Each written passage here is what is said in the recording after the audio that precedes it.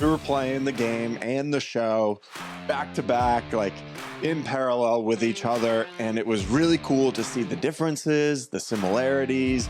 And we just dove in headfirst into this whole world. Yeah, I think they just pay a lot of respect to the source material. And part of that is because Neil Druckmann is like the head of the creative team for the video games. So he actually made it and cares about it with Naughty Dog, the studio that does. But one thing that I really like about games, like you said, is playing as them. When I get shot a couple times as Ellie, I say, oh no, I'm going to die. I don't go, oh no, Ellie's going to die. Yeah. So a game is such a good way for you to connect with a character because you are living vicariously through them, like you said. But then also with a game and a book to some extent too, you spend so much more time with the character than you do in a movie. Welcome to Backseat Directing, where we talk about movies, TV shows, comics, and more. We're your hosts, Andrew and Aaron. We put out new episodes every Monday and Thursday. And today we're talking about episode 1 of season 2 of The Last of Us. 3, 2, 1, action!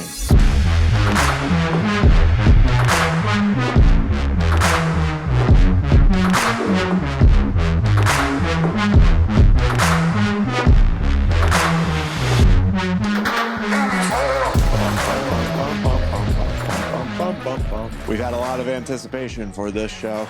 Last year, in the beginning of the year, The Last of Us dropped on HBO. Me and you watched it, and right away, we fell in love. We were texting in a group chat with Zach. We're like, oh my gosh, this show is freaking amazing. And then we're like, you know what? We're going to try out the games. And then me and you started playing the game, part 1, alongside the first season of The Last of Us. And you have dabbled in playing part 1 before. I don't think you ever finished it, though. And I remember you saying that you didn't overly like it. Yeah, it was different time, though. Like, I played that when I was in, like, middle school. Yeah. And it was also on PlayStation 3. And playing it on PlayStation 4 felt a lot smoother. Yeah. And then, so we were playing the game and the show back to back, like in parallel with each other. And it was really cool to see the differences, the similarities. And we just dove in headfirst into this whole world. Over the next year, we played The Last of Us Part 2 a number of times. We started playing The Last of Us Part 2 live on the show. We have 4 or 5 episodes already out of that of me and you playing Part 2 together. And now, finally, Season 2 has come out with Episode 1. And me and you, we're going to talk about it today. Yeah, I am excited to talk about it. This, like you said, this is a property that we both love. You know, the games are close to our heart, and we really like season 1. I think we both kind of feel the same, that the games are better than season 1. Yeah. But with that said, I do want to clarify that this is some of the best video game to TV or video game to screen to live action adaptation that you will see across the board. Oh, yeah. Like, I can't think of much else that has can touch this when it comes to that kind of adaptation, because they just do such a good job of staying faithful to it. And I love what Neil Druckmann and what's the other one's name? Craig Mazin. I love what Neil Druckmann and Craig Mazin have done with season 1. And personally, I like what they've done so far with season 2. Yeah. But I think they just pay a lot of respect to the source material. And part of that is because Neil Druckmann is like the head of the creative team for the video games. So he actually made it and cares about it with Naughty Dog, the studio that designed the game. And whenever you're like changing medium or a story from one medium to the next, like something like kind of changes a little bit just based off of how the story is being presented. Like, you don't tell the same story in a book or comic that you would tell in a video game or a movie. It's displayed differently. Right. Like in the video game, we're obviously playing as the characters. We're feeling all of the grit in this game, like all the moments of tension, and you feel scared, and you know, like you feel sad when certain characters do certain things. Like you are the character living this game. But in a show, like you don't really get that. Kind of like when you're reading a book, a lot of times you have like the internal dialogue of the main character. But then when you go into a movie or show of that book, you don't have that anymore. So sometimes the people who have read the book are like, I liked the movie or show, but it wasn't as good as the books, because you feel like you get a little more. Yeah, there's so many differences with the different mediums. Like in a book, you picture what the person looks like in your head, so you form this idealized version based, of course, on the description and the writing, but then your brain fills in the gaps. Yeah. And so You become attached to that. But one thing that I really like about games, like you said, is playing as them. When I get shot a couple times as Ellie, I say, "Oh no, I'm going to die." I don't go, "Oh no, Ellie's going to die." Yeah. So a game is such a good way for you to connect with a character because you are living vicariously through them, like you said. But then also with a game and a book to some extent too, you spend so much more time with the character than you do in a movie. Even Yeah. with a show, a show's a longer Yeah. format, but I've logged so many hours as Ellie and Abby that Yeah. doesn't even, the show won't be able to compare to that unless they put out like 20 seasons. Yeah, like I haven't played The Last of Us Part 2 as much as a lot of people have, but I think I'm over 60 hours. You know, the show was what, 8 episodes? An hour long each at the most. So that's 8 hours. You have to rewatch it like 9 times. Yeah, just to catch up. And I'm sure there's people out there with 1,000+ hours of The Last of Us, you know, like it's those like grounded survival mode players that Yeah. know hit the whole game, I'm sure. yeah, like you said, like you become the character. And also like when they're going through a tough part in the game and they're having to like have these character developing moments of getting over an obstacle, not only are they doing that as the character, but you are as the person playing the game. I know for the first one, I was absolutely terrible at the game, so I kept dying all the time. So when I got past the level, I was like, "Oh, thank God! Like I'm accomplished here," you know. And that's what the character's feeling too, you know. That they got past this part in the story or whatever, and they're like, "Whew, I'm glad I made it through that tough patch there." Yeah, so when I'm playing the game when I'm playing the game and one of my allies is beside me for a long time, I'm not just attached to my character, but I'm attached to their relationship to that character. So if another faction kills my friend in the game, then I develop anger towards that other faction, and You so go, "Ooh, full Punisher, full Punisher. oh." But then like the game has to then navigate the storytelling in a way where they understand that you as the player are going to have these kind of sentiments and feelings towards them. So I think that that's a really cool aspect of storytelling in this game specifically, and I'm trying to navigate this conversation without spoiling too much, because maybe at the very end we can get into like future spoilers, but for this segment we'll just spoil what happened in the first episode of The Last of Us Part 2, or Last of Us Season 2, 2. Episode 1. So we'll just spoil that stuff for now because I'm assuming you've watched it if you're watching a review of that episode. But then, like I said, maybe at the end we can get further into other things. I don't want to talk too much and ruin things for people. Yeah. I also want to kind of keep it towards what is out because we're doing So much Last of Us stuff that if you have seen, if you want to see us talk about what happens later, you can just watch our gameplay. yeah, just like watch the game. Is 5 what I or would 6 say. episodes of the gameplay out already. Absolutely. Yeah. So, what did you think, kind of overall, episode 1 of season 2? Here's my thing with it. I have one big concern, and but I would still say overall I like it, and it gets like 2 thumbs up from me. I love being in this world. I personally like the castings, and I'm tired of hearing people bitch and complain about Kaylee Spaney and like not like, there's somebody else they want to cast instead of Caitlin Devers too. But I like the castings. Sure, I wish that Caitlin Dever was bulkier because I really admire that aspect about Abby. It's my Wish I was bulkier too. but at the same time, like I make that complaint, but then I get annoyed at other people when I hear them complaining about Caitlin Dever because like I like her casting. I just wish she was bulkier. Other Yeah. people like I feel like put it as like not liking her, like thinking she did something wrong. I still think I told Sierra when we were watching the first episode, I still think she's embodying Abby in a way that I feel like she's personifying that character just Yeah. without the muscle mass. I feel like the energy is right. I kind of see it in the face Her too. face looks Yeah, a lot like her. I thought Yeah, so too. and her hair, yeah, for sure. So I just have like I see it as a nitpick, but like I said, there's my main issue with it is that I'm concerned about the pacing because I feel like they're adding new things in, like Joel with the therapist, and adding more to the relationship between Joel and Dina. And I get why they might do these things, especially with what we know is going to happen later in the season. But I feel worried about the pacing of the show because I know that from what I've heard, they're planning to do 2 seasons on the game, part 2. But the game has so much to say, and the first episode didn't even get to like the beginning of the game really, because that night where they're at the bar and Joel and Ellie get into that argument, that's actually a flashback in the game, like later in the game. So that's technically before the opening of the game, which if you want to tell the story that way, it's technically like the same amount of screen time. But I feel like with them adding in the extra stuff, it took up a lot more time in this like night before and day before. So I'm concerned about the pacing, but that still is to be foretold. Like we don't know what will happen. But I think, like I've been saying in my comments to people complaining about the show, the biggest thing about this episode is getting the chemistry between Dina and Ellie done right.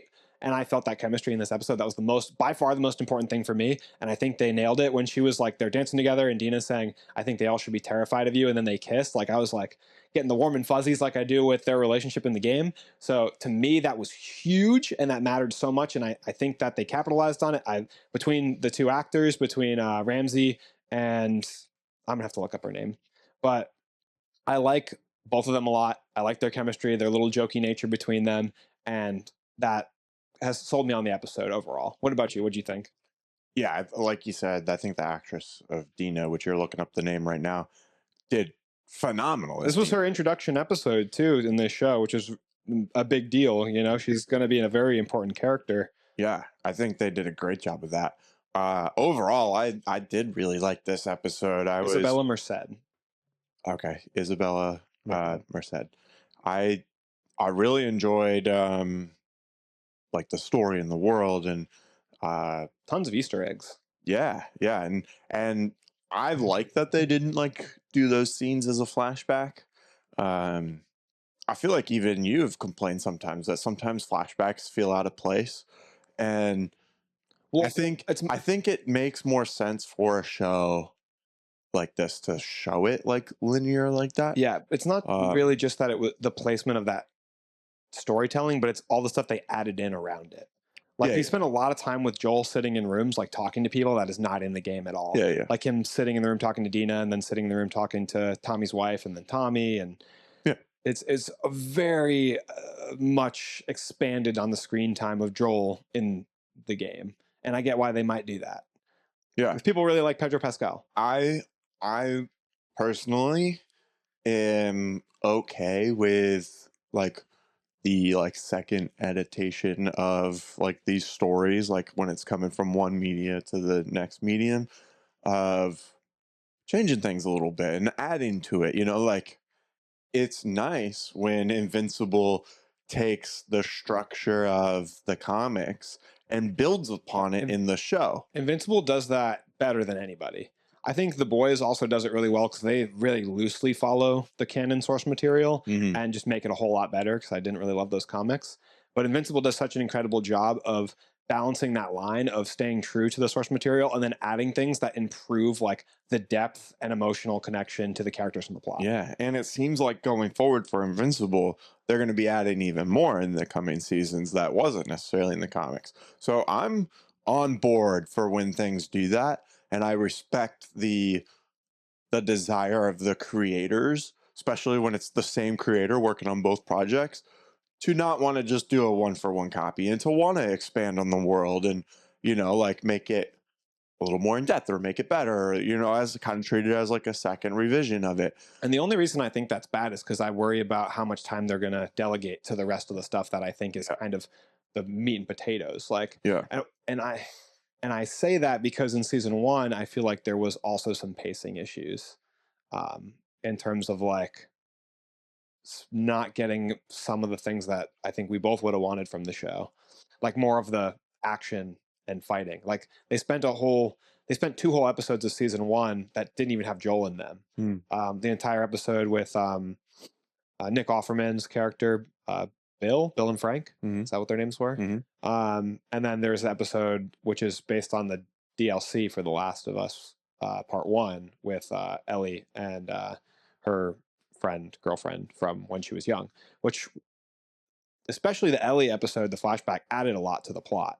Yeah. But it's just like less time Yeah. that we with like the two characters that we grew to love in the game. Yeah. See, I don't necessarily see that as like an issue. Like, I would have liked it if they showed a little bit more of the zombies and stuff, just because in the game there's so much, you know. Um, And we've yet to see like if they do that for this season or We not. did get a stalker right in the first episode, Yeah. which is cool. It's out of order from where we first see them in the game, Yeah. but it's cool to get their introduction and to get that cool scene, an action Right. scene. But yeah, like as I'm saying, I'm open for them changing story. So with that said, I did like the stuff that they added in. You know, I liked seeing Abby and kind of hearing a little bit more about their friends. I did see some a TikTok though of like, isn't that such a weird conversation that these nurses must have had? Called them hot. Yeah, I was oh man, Joel just murdered everyone, but woo. Did you get a look at him? He was hot. And that rumor spreads. I was debating with Sierra that maybe that description had come across from beforehand. Yeah, for like, sure. Hey, a smuggler's on the way bringing Ellie, and he's easy on the eyes. Yeah. And she heard that For sure. then, and was reciting it after the fact. Right. So that is, but that's what I imagine happens. That's a crazy thing to say to somebody who, if about the person who murdered their father. Like if that was said after the fact, that was said by an absolute lunatic. Yeah. But I think that I originally took it as if someone explained that beforehand. The scene where they showed Abby and her group was missing some people though. It didn't have the amount of people that's actually in her group that we see in the game. Yeah. I think it was 2 or 3 people short. That's okay with me. I didn't even really notice. I saw Manny, and then the other girl from the hospital. I don't remember what her name was. Yeah. But I do like how they put a lot of this stuff that is in flashbacks in the beginning, because I think for the show, it's going to allow the show to kind of feel like it's ramping up. Continuous. Rather than like, kind of like in Daredevil Born Again, you know, where it's like, all right, we have something really cool, something high action, and then the next episode they pivot, you know, and it feels out of place because in the last episode, like something exciting was about to happen. It hadn't happened yet. And then in the following episode, like, are we just going to get a flashback of, you know, like, all the stuff happening, or like Ellie going and shooting with the brother, what's his name, Tommy. Yeah, Tommy. Like, I really like that scene. It's good the way that it is, how they presented it. But if I saw that like episode 5 and it's like we just saw a bunch of zombies, I'd be like, so that does come like way later in the game. But that is a cool Easter egg reference to the game, showing that scene. And it's like exactly how it is in the game. Yeah. With her shooting some far away by that ski lift or whatever. It's just how it looks. And then she misses a shot. Bella Ramsey did a lot better with that rifle than I did. That's for sure. I was struggling with the distance on that. I did really like that scene. And their exteriors look really cool also. Oh, yes. Sets are great. I think my biggest complaint, honestly, is Pedro Pascal taking on and off his glasses in 3 seconds.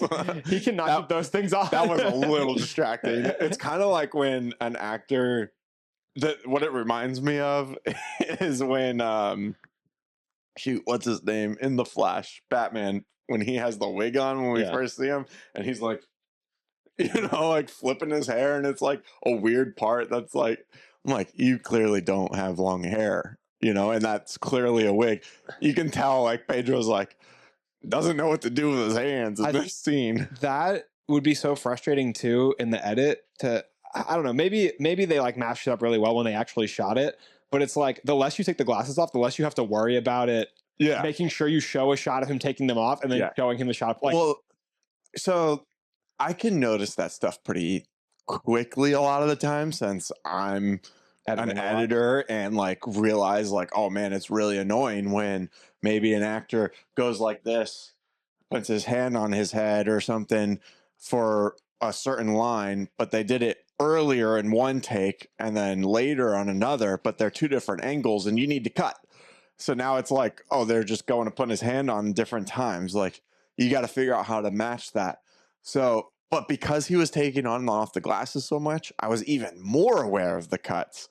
So I could see like when one angle, you know, Pedro's got one hand on the glasses up by his eye, and then the next camera angle, he's got both arms on his chair, you know, and then it flips back and he's putting on his glasses again. And it's like, oh man, like, and he did it in I see it in both the scenes too, where he was wearing the glasses. Yeah. So director's note, backseat directing's note, you know, from afar, we're like, hey, keep the glasses on. Remove the glasses from the scene or keep the glasses Yeah. on for most of the scene. Either take them off and put them on the table for the scene, or leave them on for the scene. Let's pick. But I don't care. That's such a small nitpick. I agree. I feel like all my small issues with it are nitpicks, and then we got a bunch of great Easter eggs, like the stalker showing up.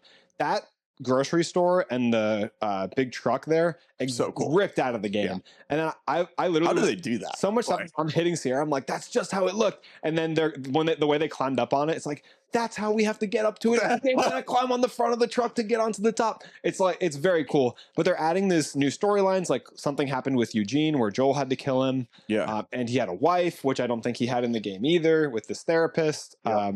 So played by Catherine O'Hara. So it's hopefully it'll be interesting to see these new additions to the story. But I am curious when they're going to get to the inciting incident of this season. It's got to be next episode.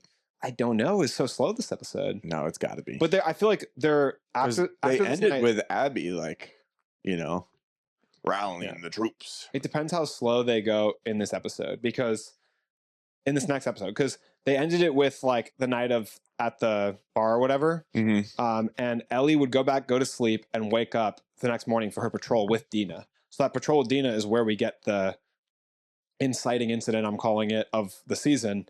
And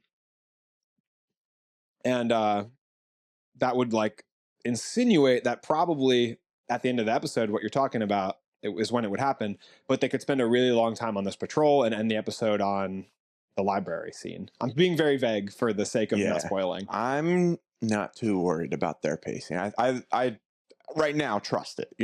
Trust the process. They could definitely change my mind in 5 or 6 episodes. Where maybe things aren't going as smooth as like season 1 did, but I think that they're going to do a good job moving forward. I think they did a good job here. I thought it was cool to see the stalker right away. I thought it was cool that they went back and are talking to the council. That's a new addition. They didn't really have the council. Yeah, it's like, hey, like this is what we saw. This thing was kind of intelligent and like following us and making strategy and like stalking me. And it's interesting. Like they added a few, like, I feel like they added a few bigger things here than like how the story in the game goes. And that's Ellie gets bit down there and hides it. Like that doesn't happen in the game.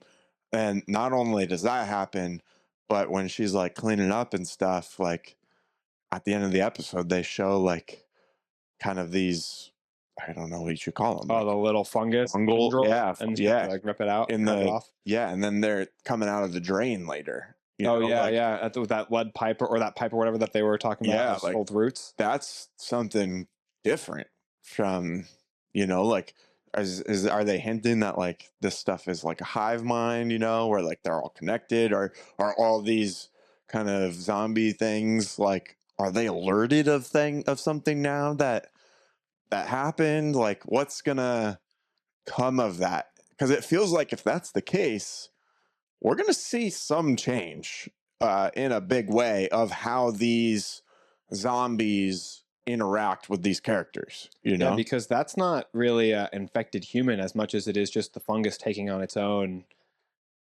mobile approach, its own attack methods, kind of independently. Makes sense, right? Like that, like I feel like it's not a very far stretch that like that was happening in the world of The Last of Us, because when you're like exploring these buildings and even in the forest and stuff, like you have these giant clumps of the fungus and kind of mushrooms like growing together, and they're especially in the areas with the spores. Yeah, and they're like hardened, and like, so it makes sense that at one point like these things were all like kind of moving and trying to take over like a wild invasive vine or something. Yeah. So like it is, I don't know, I'm like potentially pretty excited to see what they do. 3 seasons. The game needs to be 3 seasons. And if you haven't played it, just trust me, because there's a lot of stuff. You mean 3 seasons for this game? Seasons 2, 3, and 4 need to be Last of Us Part 2. Yeah. It's too much. I mean, they're definitely doing 2, so we'll definitely have 3 full seasons. Yeah. I think that's already been confirmed. So we'll see kind of where they go. But yeah, anything else you want to touch on or bring up for this episode? Talk about one fight scene they did with Ellie that was really cool, where she fought that huge husky man. Oh yeah, in the beginning. Yeah, that was really cool. I like the way it was filmed. There Hmm. was like a little camera roll when she took him down to Okay. the Yeah, yeah, ground. yeah, They kind of hit on Ellie's like toughness. She was like, I can take a hit, so who cares? yeah. Like, no, he pulled his punch. She was like, bullshit. What? But they really hit on her attitude. You know, Yeah. like she's a scrapper.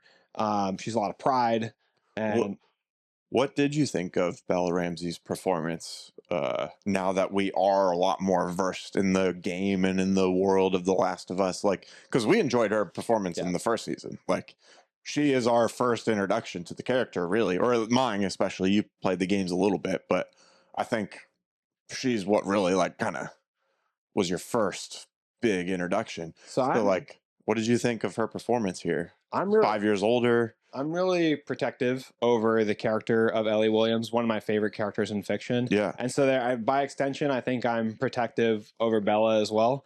I think Bella does a really good job and is a really phenomenal actor. Hmm.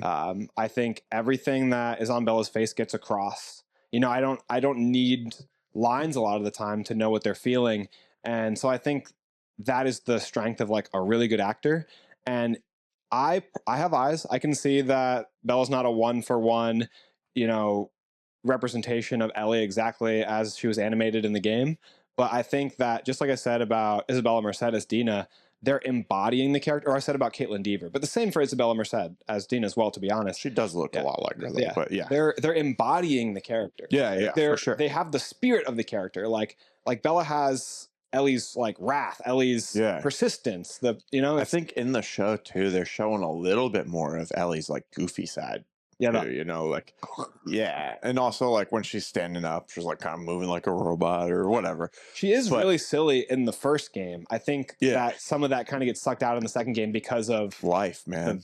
Life path that she's on in the life second hits you game. hard, you know, Yeah. it beats you down, it tries to steal your No one happiness. is going to hit harder than life. Yeah. What was I gonna say next? Oh, like so you were saying that they aren't like a one-to-one representation, but would you have wanted the like casting department to try to make her look a little bit more like the character, like give her the same haircut at the least, you know, like don't you think that would maybe elevate it just a little bit? You mean like shorter hair? Yeah, like her hair is not the same. Her hair is kind of just slicked back, but in the game she has like bangs and it's kind of coming down in her face a little bit. Like the hairstyle is not the same. It's kind of like if Abby had a ponytail instead of her braid. You know, like it wouldn't feel like Abby's braid is very important to Abby's character. Yeah. I don't know if you're mocking me. I'm or not. No, there. I agree. Okay. I'm always, like the braid physics are a big part of the game. It's always swinging around Yeah. everywhere. I But, feel like like- that's part of who she is too. Is like Abby's hair is up like that because she's like about business. Like she wants it out of her face because she's athletic and she's ready to go. Yeah, I'm like being serious. like it. Every time we see Abby, she has that braid in. Whether she's younger or older, it just gets longer. You know, like it's a quick mark for us to be able to recognize her. You know, so I think Ellie's haircut in a way is kind of the same. You know, and do you think they should have done more to like make them look more like Ellie? I didn't totally think about the hair while I was watching it. I think because Bella doesn't look very much like Ellie, I don't put too much stake into like looking for like the specific components Yeah. of the Ellie Williams look. I just accept it based on the energy that Bella brings to the screen. But I mean, if the look comparison was closer, then I would probably be looking for that kind of stuff. Like I was trying to look for that for Caitlin Devers as Abby or Isabella Merced as Dina. Yeah. I think the look is quite different, and I can admit that. I think that they're different looking women or different looking people. Yeah. But it just doesn't bother me. Yeah. It doesn't like take me out of it necessarily. I think it would have been cool if they, you know, gave her like a similar haircut or whatever.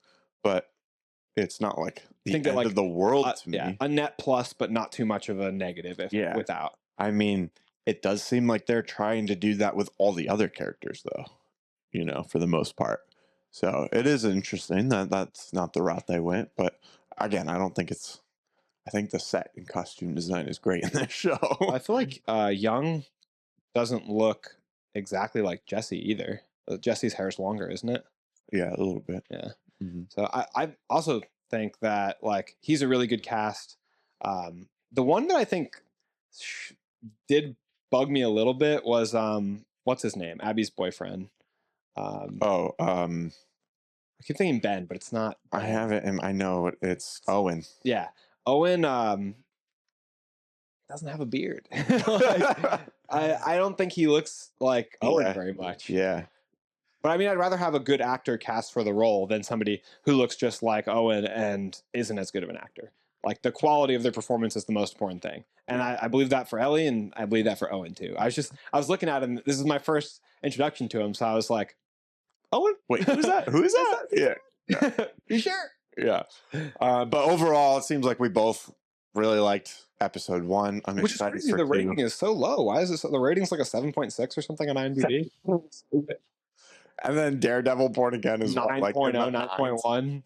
Come on. Come on. The show's very well produced, and I can't wait to see what they bring in the rest of the episodes this season. Yeah. Because there's so And- much good story in store for you guys. If you haven't played the games, just be excited. And if you have played the games and you love the story and for some reason you like listening to us talk, which I imagine you do if you're still here 30 minutes into this episode, you can watch us play The Last of Us Part 2. You should. We're on, we've done 5 episodes of that. We are having a lot of fun doing so. And when we're playing, we're talking about what we think about the characters, what we think about the story, and things that are coming up and all that stuff. So if you want to hear us talk more about the season, more about the game in depth with spoilers, check those episodes out. It's a lot of fun to play. We also just kind of just shoot the shit and talk and about whatever else is going on. So those episodes are a lot of fun. It's a lot of chillaxing, just hanging out, 2 bros that are moderately okay at The 5 Last feet of apart Us. in a hot tub. Yeah, playing The Last of Us. So thanks so much for watching. We post new episodes every Monday and Thursday, but like I've said, we have this extra episode that's coming out every week. So if you don't want to miss that, make sure you hit the subscription button and notification bell. Andrew, we're also on social media too. Where else? Obviously, we're on social media, right? So yeah, we're on Facebook, YouTube, Instagram, X, TikTok. That's a big one. Yeah. Yeah, don't miss TikTok. Probably didn't say that You should first. subscribe us. You should subscribe or And follow Facebook. us on all of those channels. We post short form videos every day. Make sure to check those out. They're a lot of fun. You should also join our Discord if you want to get directly involved, chat with us directly. You can comment if you want to, but if you want to be part of these like bigger group chat like conversations we have with previous guests from the show and Friends. other fans of the Yeah, show, our yeah. friends, then you can join in the Discord and we can all chat about these movies, TV shows, comics together. We put polls in there to see what Yeah. everyone Different thinks debates, about different things. rankings lists. We debate our ratings on different movies when they come out, or we post new trailers in there and chat about what we think about upcoming movies if we're excited. Something's always going on. It's a ton of fun. I was just talking in there just like 10 minutes before we started recording. So Yeah. you should definitely join in there. The link will be below in the description. Just give us a comment or a DM if that link is expired because it's a limited time link when it comes to Discord. Yep. Aaron, how much is that costing nowadays? Well, it is totally free. It's free. Yeah, just come and join, hang out with us. It's a lot of fun. We'd love to have you there. Thanks so much for watching, and that's a wrap.